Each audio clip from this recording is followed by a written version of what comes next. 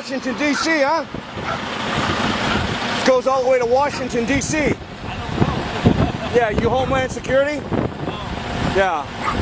How far have you taken this down to, how far have you actually ran a load?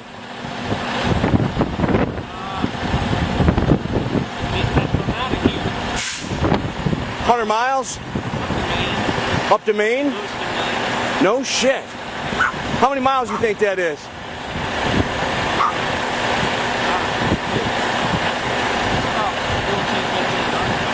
Man, that's unbelievable. Not to mention, I heard there's one that goes all the way to Colorado, right? Unbelievable. What do you think you're hauling? Any idea? Crap. Yeah, okay. Yeah. Crap makes all kinds of stuff. Yeah. You don't really know. Yeah. I know there's been a lot of military stuff being hauled around lately, that's for sure, huh? Yeah, but not in we deliver to military. Gotcha. Gotcha. Yeah. Yeah. Yeah. Well, I appreciate I heard there's water supply, food supply, everything's in there. Huh? Yeah, unbelievable. But you don't get no cell phone for service. No. Peace, brother.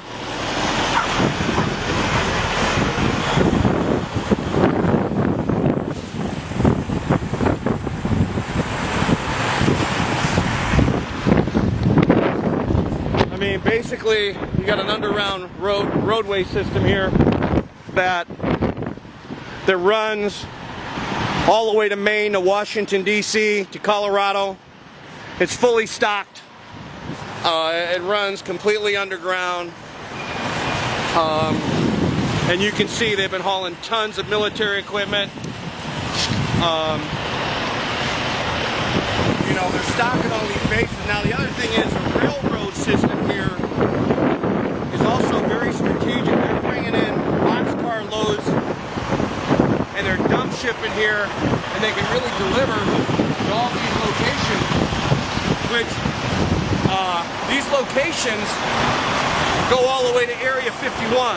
These locations go all the way to Washington, D.C. There's access underneath the White House to this location, okay? So this is a strategic location, which is really the new command center for the Illuminati and the United States government. Well, forget the United States government. This is a headquarters for the Illuminati. This is where they'll ship most of their supplies. When they go underground, they can stay underground for quite some time. And this is stocked with food, water, everything they need. It's an underground city. So this is the north entrance, and we're going to go see if we can do some more digging.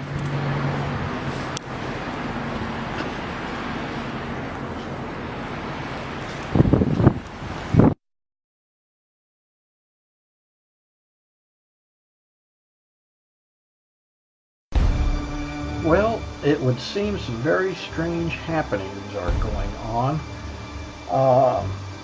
First, I remind you to go back in history and remember Donald Rumsfeld's comment the day before the attack of 9/11, where he said that the Pentagon had lost $2.3 trillion, and then just fortunately, then the Pentagon was destroyed the next day on 9/11, 2001. Well, I believe a lot of that money went to go to spending for certain operations for the CIA, FEMA, Homeland Security, and a lot of that was building underground military complex.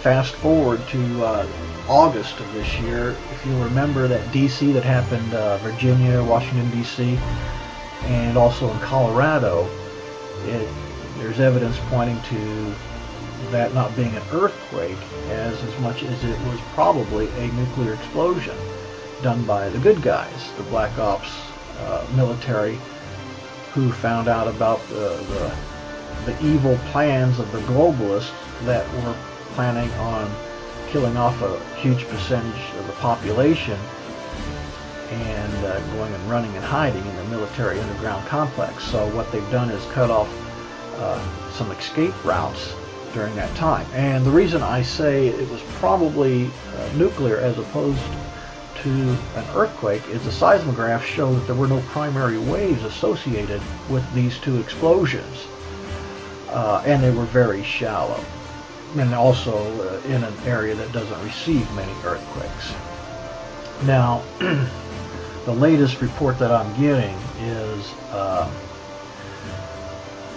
long about September 20th, 21st, 22nd of this year, there were at least 13 very powerful underground explosions rocking the United States Midwest, and they registered as small shallow earthquakes with the USGS.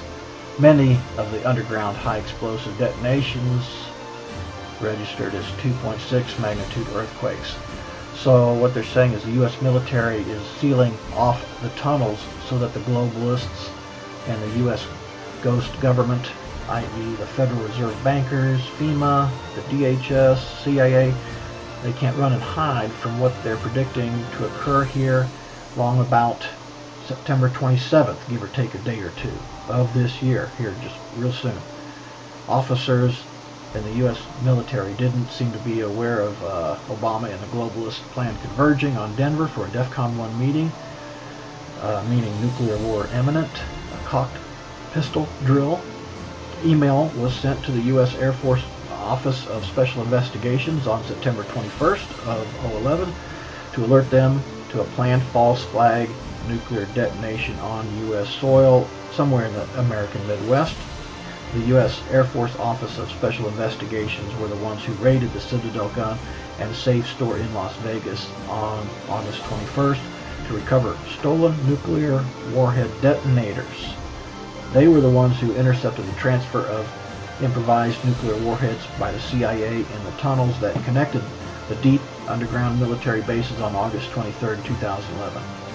The impoverished nuclear bombs, the W-54 style warheads, they were being transferred via those tunnels to Washington, D.C. and New York City when they detonated during a firefight between U.S. military personnel and the criminal CIA, DHS, FEMA operatives. It would appear that the U.S. military had a deadline to meet and has already damaged, destroyed, or sealed at least 13 underground tunnels or bases, and perhaps their incentive was the fact that Obama, his shadow government, and the globalists had made plans to save their own hides while leaving the rest of us to fend for ourselves. Perhaps they investigated and confirmed that another false flag nuclear detonation was imminent and acted accordingly to prevent it. The following video details the contents of a Department of Defense document entitled Internment and Resettlement Operations, also known as FM 3-39.40.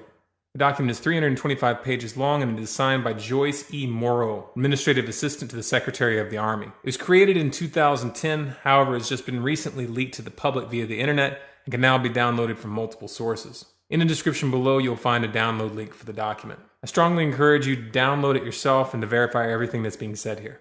The document outlines military procedures for internment and resettlement of civilians, and it describes the layout and the administration of these internment camps. It clearly states on page 38 that it applies within U.S. territory, and it specifically addresses the detainment of U.S. citizens, as is indicated by the identification procedures for new prisoners on page 146, which states that social security numbers are to be recorded alongside their photograph and fingerprints.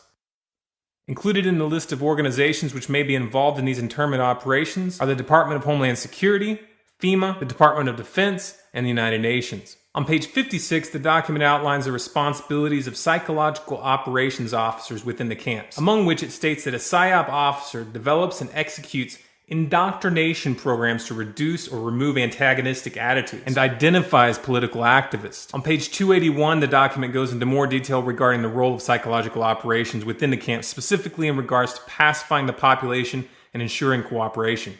On page 238, it gives the conditions for the use of deadly force in such camps. Among the justifications for lethal force, it includes to terminate an active escape attempt. That point right there should make it clear that these camps are not benevolent disaster relief type facilities. On page 244, the document calls for the use of snipers during riots to, quote, scan a crowd and identify agitators and riot leaders for apprehension and fire lethal rounds if warranted.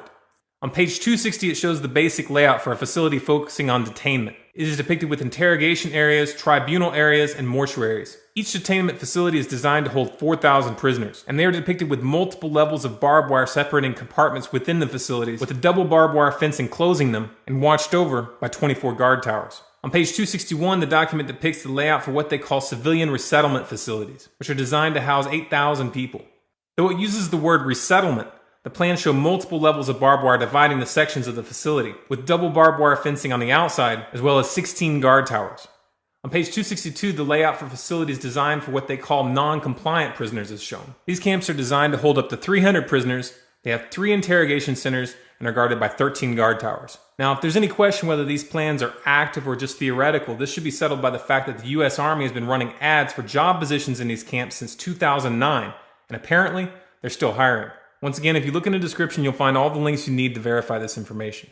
It's important to note here that this document was created in 2010, which was under the Obama administration, and it predates the NDAA of 2012, which authorized military detainment of U.S. citizens. This clearly shows a long-term agenda at work. If you believe that this is important information for people to know about, then please share this video with as many people as you can. Share it on Facebook and on Twitter. Send it in emails to friends and family. Especially send it to anyone you know within the police and military. A smart strategy would be to download the PDF yourself and email it to people as an attachment with a link to this video so that they know how to navigate the document.